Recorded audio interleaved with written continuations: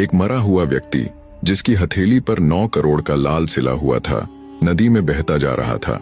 नदी में स्नान कर रहे झूठे के पास जब वो लाश आई तो वो उसकी हथेली पर रखे 9 करोड़ी लाल को देखकर दंग रह गया। झूठे ने विचार किया कि ये लाल ही इस मृत व्यक्ति की जीवन भर की कमाई रही होगी, इसलिए इसने अपने अंतिम समय में इस लाल को अपनी हथेली में सी लिया होगा। झूठे ने ये कहते हुए उसकी हथेली में सिला हुआ वो लाल उतार लिया कि भाई अब तुम्हारे तो ये किसी काम का है नहीं, पर हाँ, इससे मेरी जिंदगी जरूर बदल जाएगी। उसने लाल को अच्छे से धोकर नदी किनारे रख दिया। अच्छे से स्नान आदि के बाद उसने अपने कपड़े पहने और वापस चल दिया।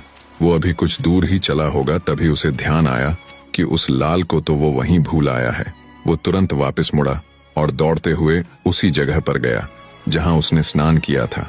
देखा तो उसका लाल ज्यों का त्यों वहीं पर रखा था। खुशी खुशी झूठे ने उसे उठाया और विचार किया कि राहगीर की प्रथम बात तो काम आ गई, और एक बार नहीं बल्कि 2-2 बार। अगर मैं मुख्य किनारे को छोड़ आगे जाकर स्नान ना करता तो मुझे ये 9 करोड़ का लाल कैसे मिलता, और अगर मिल भी जाता तो इस भीड़ भाड़ वाले तट पर अब तक कोई ना कोई इसे उठा चुका होता।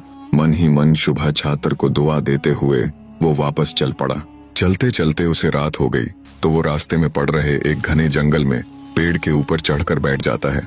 सोचा पेड़ पर जंगली जानवरों से भी सुरक्षा हो जाएगी और उसकी रात भी कट जाएगी। जिस जंगल में झूठा व्यक्ति रुका हुआ था उस जंगल के मध्य एक ठग परिवार रहता था, जिसमें ठग की पत्नी, उसकी एक जवान बेटी और उसका नौजवान बेटा था। जंगल से गुजरने वाले राहगीरों के साथ लूटपाट कर वे अपना जीवन बसर कर रहे थे। ठग की बेटी मायावी शक्तियां जानती थी, जिनके बूते पर उसने पता लगाया कि जंगल में कोई व्यक्ति आया है और उसके पास 9 करोड़ी लाल है। उसने तुरंत अपने बाप और भाई को इस बात से अवगत करवाया और बोली, तुम किसी तरह उस व्यक्ति को बहला फुसला कर यहाँ ले आओ, आगे का काम वो खुद देख लेगी। बेटी की बात सुन ठग और उसका बेटा तुरंत जंगल में निकल पड़ते हैं। थोड़ी दूर चले तो देखा एक पथिक पेड़ के ऊपर बैठा हुआ है। ठग बोला, कौन हो तुम?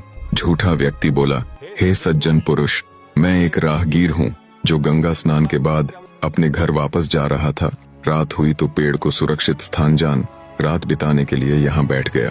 झूठे की बात सुन ठग बड़ी मीठी वाणी में झूठे से बोला, हे पथिक, हमारा ठिकाना यहाँ से ज्यादा दूर नहीं है। अगर तुम चाहो तो हमारे साथ आ सकते हो। हमारे साथ भोजन आदि करके रात्रि में विश्राम कर लेना और सुबह को अपने घर के लिए निकल जाना। यहाँ तुम्हें जंगली जानवरों का बहुत खतरा है। झूठे को भी ठग की बात उचित लगी। वो तुरंत पेड़ से उतर आया और उनके साथ साथ जंगल के मध्य बने उनके घर की तरफ चल पड़ा।